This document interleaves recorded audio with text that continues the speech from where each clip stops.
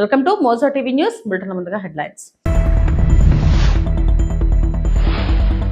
హర్దోయిలో Ganga express way ప్రారంభం. 594 కిలోమీటర్ల mega ప్రాజెక్టుతో యూపీకి కొత్త వేగం.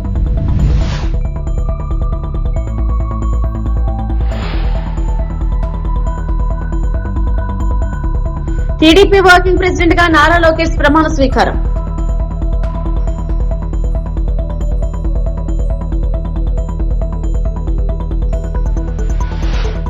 తెలంగాణ 10వ తరగతి ఫలితాల విడుదల. 95.15 ఉత్తీర్ణత, బాలికల ఆధిక్యం.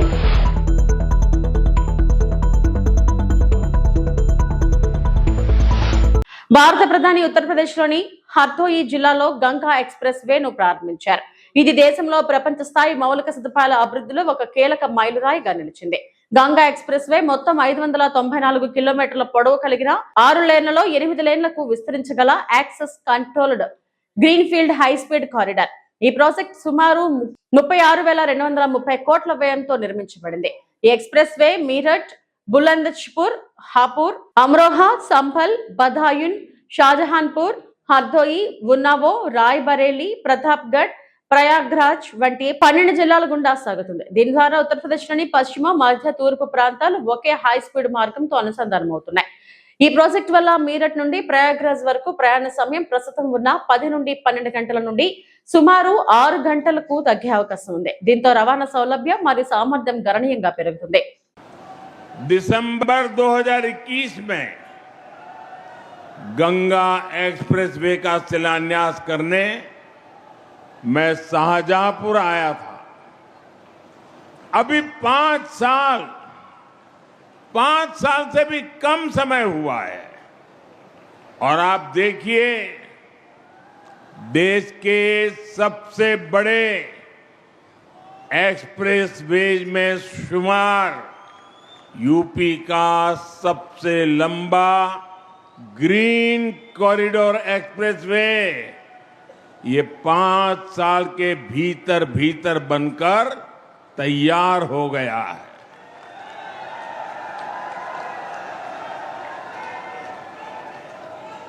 आज हरदोई से इसका लोकार्पण भी हो रहा है.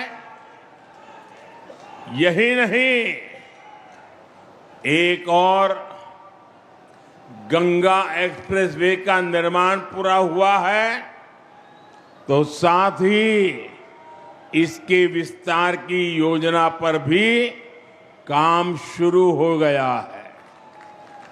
जल्द ही गंगा एक्सप्रेसवे मेरठ से आगे बढ़कर हरिद्वार तक पहुंचेगा.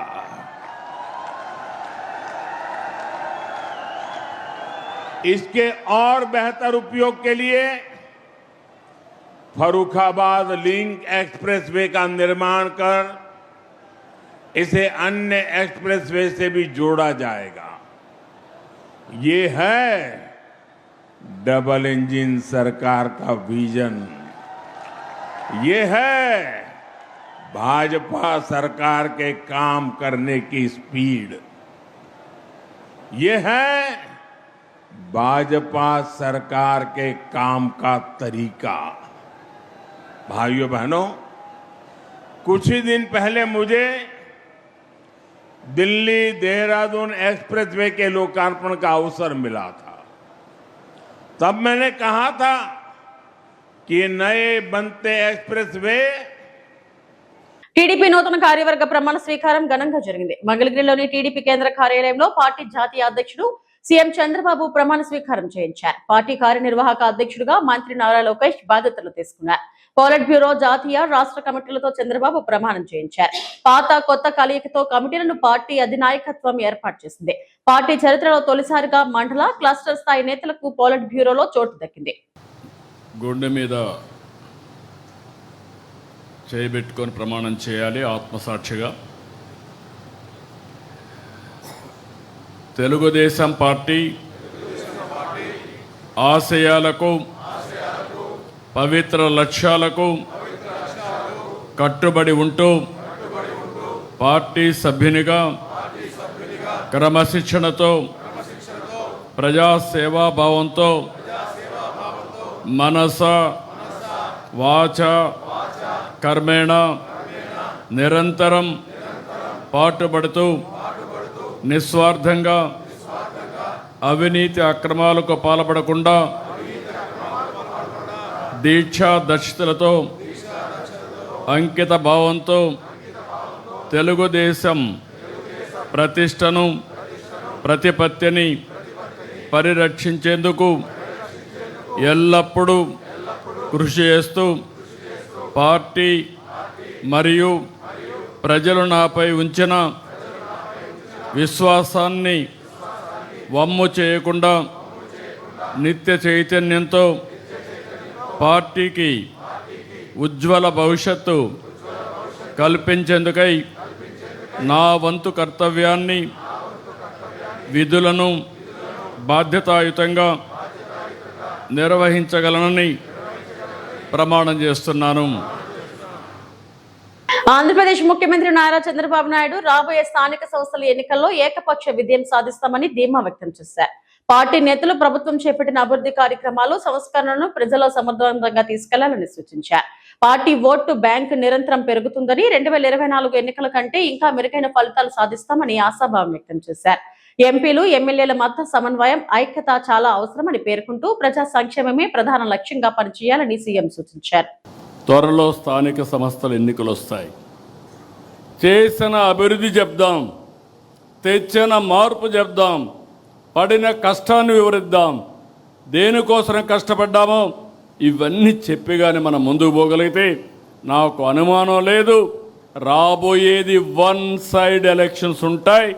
2024 అసెంబ్లీ కంటే మెరుగైన ఫలితాలు చూడబోతున్నామని మీ అందరికీ తెలియజేస్తున్నా.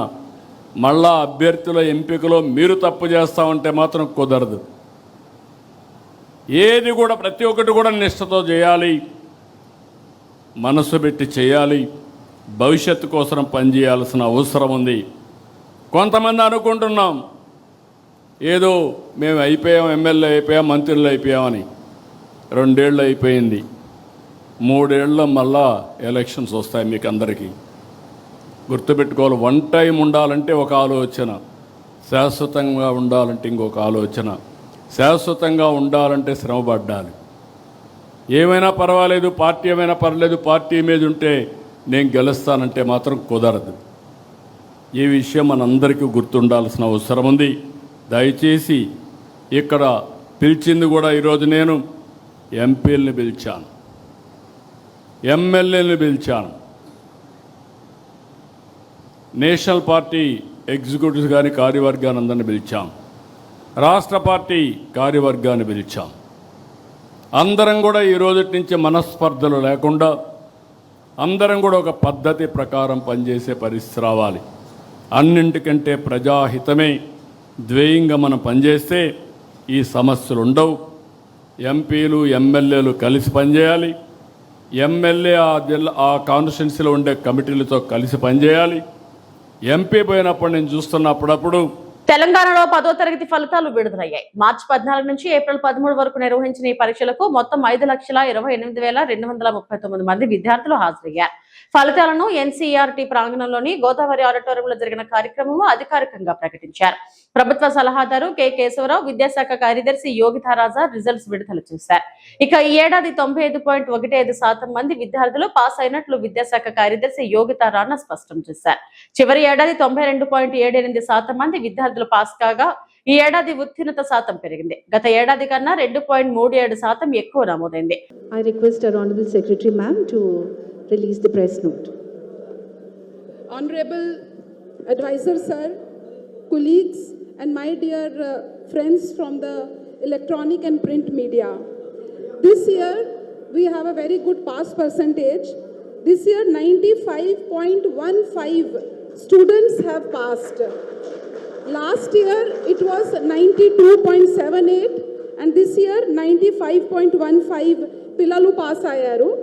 టోటల్ పిల్లలు 5,26,166 పిల్లలు అపియర్ అయి 4,97,312 పిల్లలు పాస్ అయ్యారు.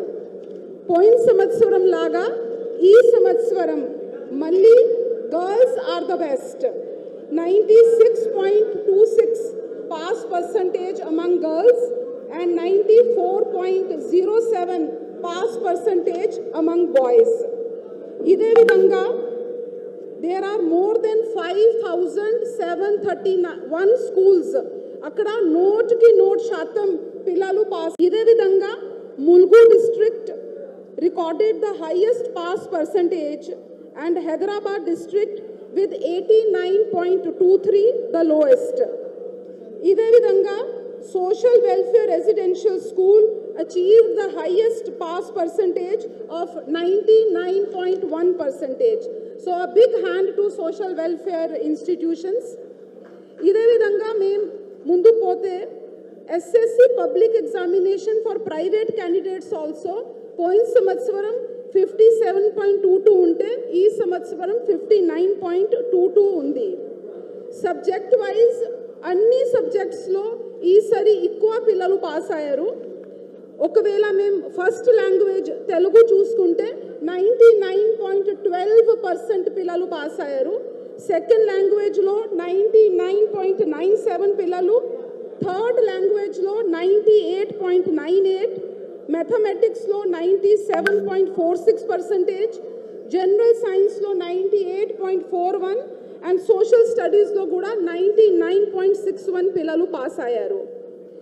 ఇదే విధంగా సోషల్ వెల్ఫేర్ 99.1 పిల్లలు పాస్ చేస్తూ మేనేజ్మెంట్ స్కూల్లో ఫస్ట్ స్థానం తీసుకువచ్చింది. బీసీ వెల్ఫేర్ 98.99% పిల్లలు పాస్ అయ్యారు, ఆ సెకండ్ పొజిషన్లో ఉన్నారు. ఇదే విధంగా టీజీ రెసిడెన్షియల్ ఎడ్యుకేషన్ క్రింద టీజీ రెసిడెన్షియల్ స్కూల్ 98.64% పిల్లలు పాస్ అయ్యారు. పక్కా స్కెచ్ ప్రకారమే తమపై దాడులు చేశారని ఆరోపించారు మాజీ ఎమ్మెల్యే పేట్ల ఉమాశంకర్ గణేష్. ఉత్తరాంధ్రలో స్పీకర్ అయ్యన్న పాత్రుడు కొత్త విష సంస్కృతిని తీసుకొచ్చారని మండిపడ్డారు. స్పీకర్ గా అయ్యన్న అనర్హుడు, ఆయనపై క్రిమినల్ కేసు నమోదు చేయాలని డిమాండ్ చేశారు. బలఘట్టంలోని 100 ఎకరాల దేవాదాయ భూమిపై అయ్యన్న కన్ను వేశారని ఆరోపణలు చేశారు మాజీ ఎమ్మెల్యే పేట్ల ఉమాశంకర్ గణేష్. విశాఖలో మీడియాతో మాట్లాడుతూ యువ నాయకుడి పేరు చెప్పుకుని అయ్యన్న 100 కోట్లు దోచుకుంటున్నారు. చోడవరం నియోజకవర్గంలో అయ్యన్న పాత్రుడికి ఏం పని అని ప్రశ్నించారు. స్పీకర్ గా ఉన్నాననే అయ్యన్న వన్ సైడ్ గా వెళ్తున్నారు. చీఫ్ జస్టిస్ ఆర్డర్ ను కూడా కూటమి పాలకులు పట్టించుకోవడం లేదు. దేవాదాయ భూములను కూడా అయ్యన్న వదలడం లేదు. బలఘట్టంలోని 100 ఎకరాల దేవాదాయ భూమిపై అయ్యన్న కన్ను వేశారు. తన కుమారుడిని ప్రమోట్ చేసుకోవడానికి 100 కోట్లు దోచుకుంటున్నారు.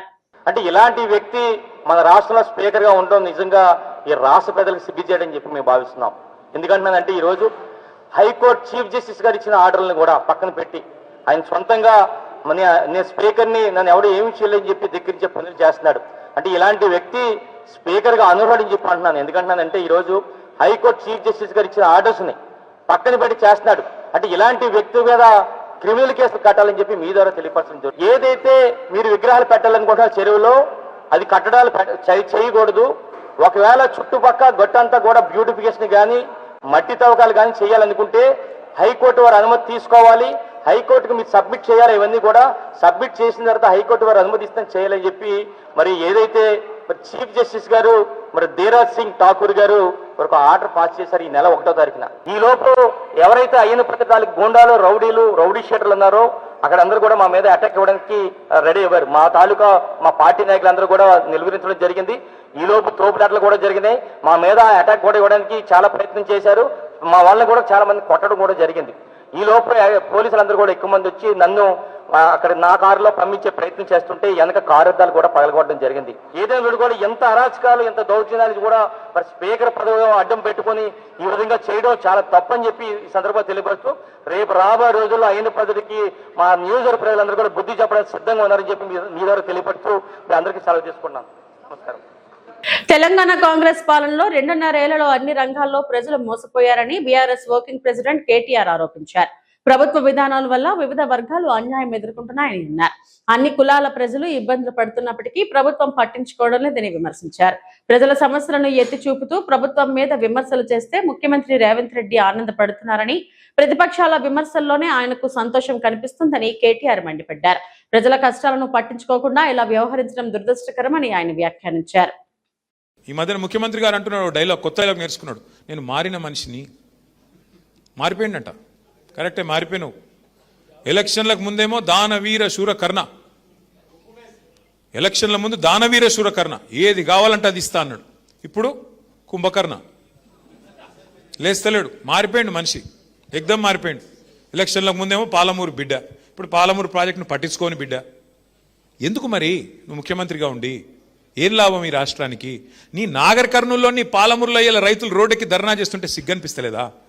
బాధ అనిపిస్తలేదా? గురుకుల పాఠశాలలు మేము బ్రహ్మాండంగా నడిపితే ఆనాడు ఇవాళ 140 మంది పిల్లలు చచ్చిపోయినారు ఆ గురుకులాల్లో ఈ రేవంత్ రెడ్డి వచ్చినాక. సిగ్గనిపిస్తలేదా? కరెంట్ ఇయ్యలేకపోతున్నావు, సిగ్గనిపిస్తలేదా? రైతు బంధు పడతలేదు, సిగ్గనిపిస్తలేదా? రైతుల ధాన్యం ఇవాళ రోడ్ల మీద తడిచి రైతులు ఏడుస్తుంటే బాధ అనిపిస్తలేదా? ఇంకా ఆయన అంటున్నాడు, మేము తిడుతుంటేనంట ఇట్లా విమర్శ చేస్తుంటే ప్రజల పక్షాన ఆయనకు మా తిట్లు వింటుంటే ఆయనకు సాడిస్టిక్ ప్లెజర్ వస్తుందంట, పైశాచిక ఆనందం వస్తుందంట. ఏమనాలి ఆయనని? మేము ఇంకా ఏమనాలో కూడా అర్థం కావట్లేదు.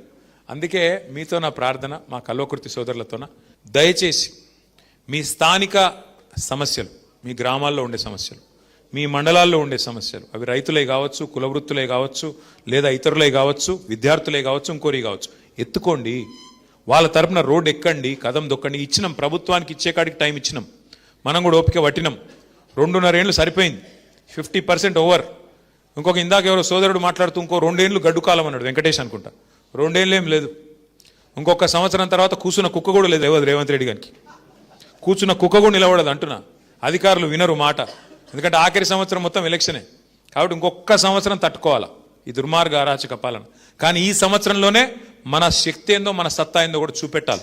ఖచ్చితంగా గలం విప్పాలి, బలం చూపాలి.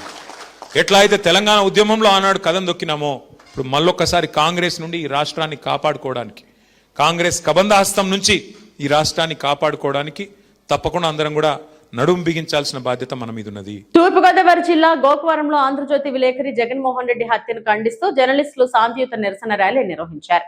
ఏపీయూడబ్ల్యూజే ఆధ్వర్యంలో జరిగిన ఈ కార్యక్రమంలో స్థానిక జర్నలిస్టులు దేవీ చౌక్ నుంచి ప్రధాన రహదారి వరకు ర్యాలీగా వెళ్లి వి వాంట్ జస్టిస్ అంటూ నినాదాలు చేశారు. చిత్తూరు జిల్లా వీకోటలో జరిగిన ఈ దారుణ హత్యను తీవ్రంగా ఖండిస్తూ నిందితులను కఠినంగా శిక్షించాలని గోకవరం పోలీస్ స్టేషన్ లో ఎస్ఐ పవన్ కుమార్ కు వినతి పత్రం అందజేశారు. ఈ సందర్భంగా జర్నలిస్టులు మాట్లాడుతూ జర్నలిస్టులపై దాడులు రోజు రోజుకు పెరుగుతున్నాయని ఆందోళన వ్యక్తం చేశారు. జర్నలిస్టుల రక్షణ కోసం ప్రభుత్వం కొత్త చట్టాలు తీసుకురావాలని డిమాండ్ చేశారు. ఎర్రచందనం అక్రమాలపై కథనాలు రాసినందుకే జగన్మోహన్ రెడ్డిని కిరాతకంగా హత్య చేయడం తీవ్రంగా ఖండనీయమని పేర్కొన్నారు. కార్యక్రమంలో ఏపీయూడబ్ల్యూజే నాయకులు, జిల్లా మండల స్థాయి ప్రతినిధులు, జర్నలిస్టులు పెద్ద సంఖ్యలో పాల్గొన్నారు. రాజు, ఏపీయూడబ్ల్యూజే తూర్పుగోదావరి జిల్లా సహాయ కార్యదర్శి. చిత్తూరు జిల్లా వీకోటలో ఆంధ్రజ్యోతి విలేకరిపై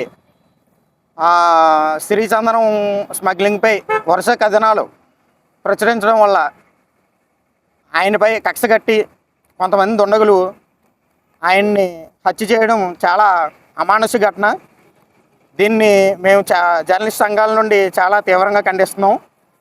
దానికి ఈ ఘటనపై ఏపీయూడబ్ల్యూజే రాష్ట్ర శాఖ, జిల్లా శాఖ పిలుపు మేరకు గోకవరం మండల శాఖ ఆధ్వర్యంలో ఈరోజు దేవీ చౌక్ దగ్గర నుండి స్థానిక పోలీస్ స్టేషన్ వరకు శాంతియుత ర్యాలీ నిర్వహించి గౌరవ ఎస్ఐ గారు విఎన్వి పవన్ కుమార్ గారికి మెమరాండం ఇవ్వడం జరిగింది. ఎస్ఐ గారితో మాట్లాడుతూ జర్నలిస్టులకు రక్షణ కల్పించాలని, ఇటువంటి ఘటనలు పునరావృతం కాకుండా విధి నిర్వహణలో జర్నలిస్టులపై దాడులు జరుగుతున్నాయి. అంతేకాకుండా కొన్ని చోట్ల తప్పుడు కేసులు కూడా బనాయిస్తూ ఉన్నారు, తప్పుడు కేసులు కంప్లైంట్లు ఇస్తున్నారు. వీటిపై కూడా చర్యలు తీసుకోవాలని, అదేవిధంగా ఇటీవల కొన్ని పెట్రోల్ బంకుల వద్ద చూస్తూ ఉన్నాం. పెట్రోల్ కొరత, డీజిల్ కొరత విషయంలో ఇవి ఏదైతే న్యూస్ కవరేజీలకు వెళ్తున్నారో వాళ్ళపై కూడా దాడులు జరుగుతూ ఉన్నాయి. వీటన్నిటిని దృష్టిలో పెట్టుకుని మేము ఈరోజు జర్నలిస్టులకి రక్షణ కల్పించాలని పోలీసు వారిని కోరడం జరిగింది. ఇదే విధంగా ప్రభుత్వం కూడా జర్నలిస్టులపై దాడులు జరగకుండా ప్రత్యేక చట్టం ఒకటి తీసుకురావాలని. ఒడిశా నుంచి సూరత్ కు అక్రమంగా తరలిస్తున్న దాదాపు 10 కేజీల 55 గ్రాముల గంజాయిని తాడిపత్రి పోలీసులు స్వాధీనం చేసుకున్నారు. ఈ ఘటనలో ఒడిశాకు చెందిన 2 నిందితులను అరెస్టు చేశారు. అనంతపురం జిల్లా తాడిపత్రిలో పోలీసులు భారీగా గంజాయిని పట్టుకున్నారు. దాదాపు 10 కేజీల 55 గ్రాముల గంజాయిని చాకచక్యంగా స్వాధీనం చేసుకున్నారు. తాడిపత్రి ఏఎస్పీ రోహిత్ కుమార్ చౌదరికి అందిన రహస్య సమాచారం మేరకు పోలీసులు వాహనాలు తనిఖీలు నిర్వహించారు. ఈ సందర్భంగా ఒడిశాకు చెందిన బలరాం, స్వైన్, ఆకాష్ నాహక్ అనే నిందితులు గంజాయి తరలిస్తూ తాడిపత్రి టౌన్ సిఐ ఆరోహన్ రావుకు పట్టుబడ్డారు. ఈ ఘటనపై ఏఎస్పీ రోహిత్ చౌదరి మాట్లాడుతూ పట్టుబడిన వారిలో ఒక మైనర్ బాలుడు కూడా ఉన్నాడని తెలిపారు. నిందితులు పలుమార్లు తాడిపత్రి నుంచి మహారాష్ట్ర ట్రైన్ ద్వారా వెళ్లి అక్కడి నుంచి సూరత్ కు గంజాయి తరలించినట్టు విచారణలో వెల్లడైంది. రహస్య సమాచారం ఆధారంగా నిందితులను పట్టుకున్నామని ఆయన పేర్కొన్నారు. తాడిపత్రి ప్రాంతంలో గంజాయి సమస్య ఎక్కువగా ఉందని, ఎక్కడైనా అసాంఘిక కార్యకలాపాలు గమనించిన ప్రజలు వెంటనే పోలీసులకు సమాచారం అందించాలని కోరారు. అలాంటి సమాచారం అందిన వెంటనే కఠిన చర్యలు తీసుకుంటామని ఏఎస్పీ రోహిత్ చౌదరి స్పష్టం చేశారు. Based on credible information, today మా team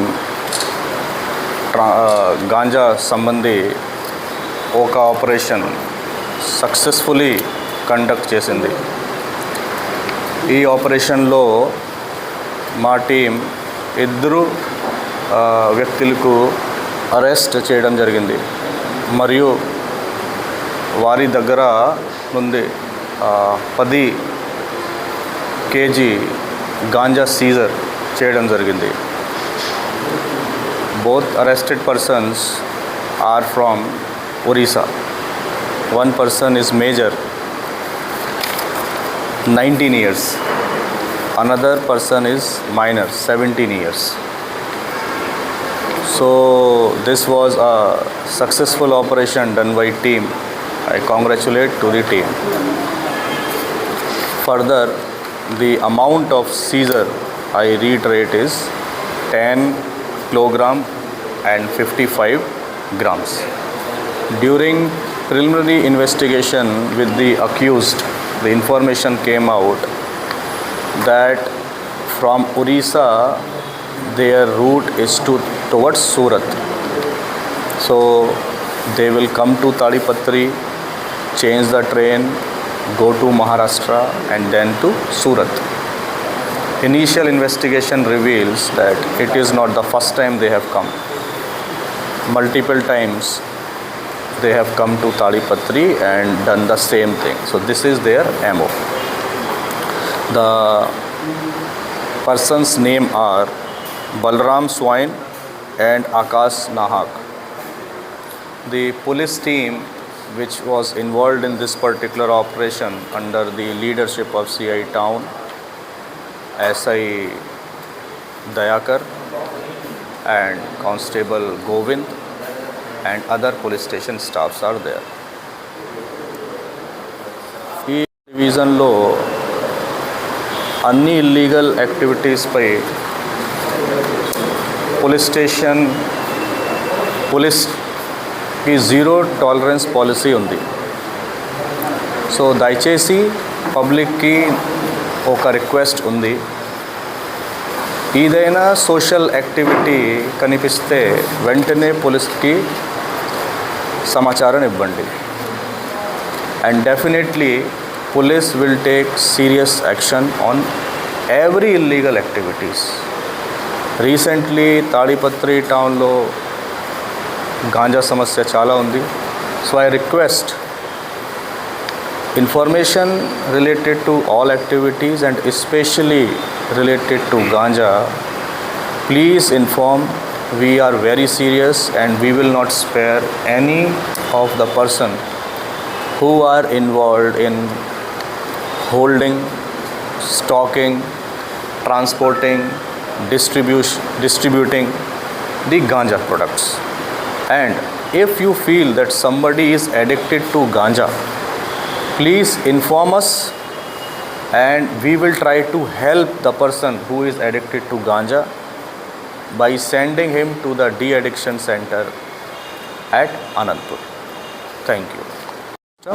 We say we are working 24 hours to eradicate the problem of ganja not only in Tadipatri but in entire Andhra Pradesh under the leadership of Honorable CM Garu. The law and order situation in Tadipatri is under control.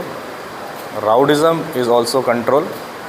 and we will make sure that it will remain under control. And if anyhow, after all precautions, if some incident happens, we will make sure that we will take strict action against each and everyone, and no accused will be saved. Everyone who indulge in law and order problems, definitely we will send that particular person on remand. Tollywood hero Bellamkonda Sai Srinivas Renigunta అంతర్జాతీయ విమానాశ్రయానికి చేరుకున్నారు. విమానాశ్రయంలో ఆయనకు అభిమానులు ఘనంగా స్వాగతం పలికారు. అనంతరం ఆయన రోడ్డు మార్గాన తిరుమలకు బయలుదేరి వెళ్లారు. తిరుమలలో కావ్యారెడ్డితో ఆయన వివాహం ఈ రాత్రి 11:13 సనాతన సాంప్రదాయాల ప్రకారం జరగనుంది. సన్నిహితుల మధ్య నిరాడంబరంగా ఈ వేడుక నిర్వహించనున్నారు.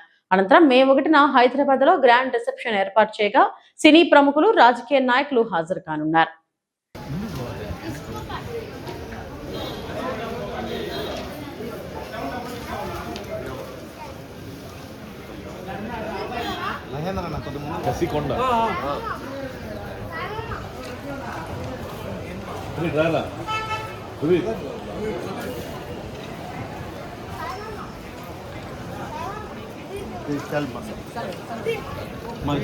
ఏ నాని రారా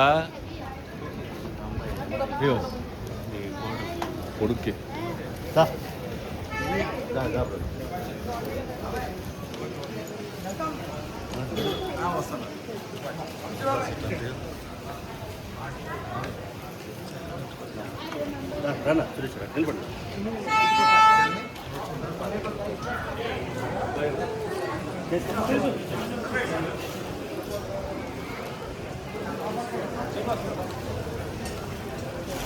అన్న 1 సెకండ్.